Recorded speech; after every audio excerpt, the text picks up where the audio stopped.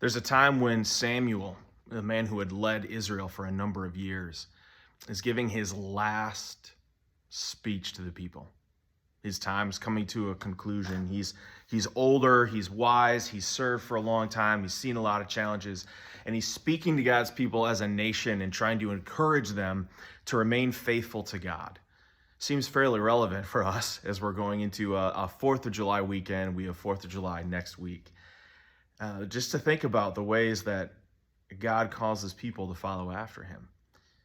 And so in 1 Samuel chapter 12, kind of at the end of his spiel, Samuel says this to the people. He says, "Be sure to fear the Lord and serve him faithfully." Now he goes on from there. But just as a reminder, fear the Lord means to show him proper deference, right? To be respectful and awe-filled for him, right? So be sure to fear the Lord and serve him faithfully. That comes first. And then he says, and consider what great things he has done for you. I mean, one of the most underrated things about 4th of July is the opportunity that we have to be grateful to God for the blessings that we have. And I hope we don't lose sight of that in the midst of the pool parties and the swimming or the camping out around bonfires and eating s'mores, the fireworks and the explosions that are going off. I mean, 4th of July is really fun, and our country is great. We have a lot to thank God for.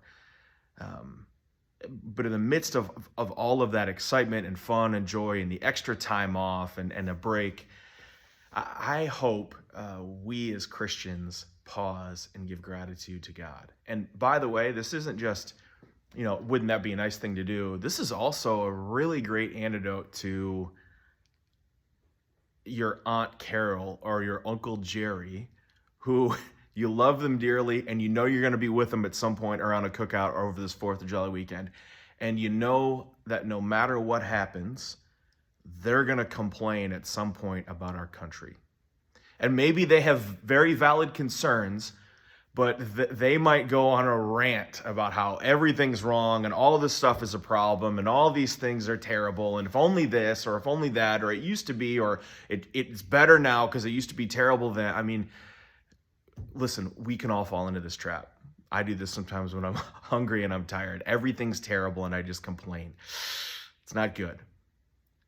But it's a great antidote to that overall situation, at least in your own heart and maybe in theirs as well, is if you go, yeah, Aunt Carol, I know there's some stuff that's not great, but man, don't we have a lot of blessings though too?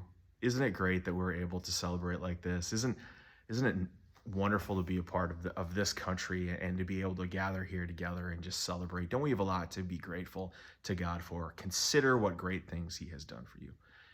So my friends, I pray that as you celebrate 4th of July weekend, as you're gathered with people, that you'll take a moment or two to be grateful and show that gratitude to God. And if you bump into some people who are not, maybe carefully remind them of all the good things we do have. Thanks for checking out this video. Until we see each other again, grace and peace to you.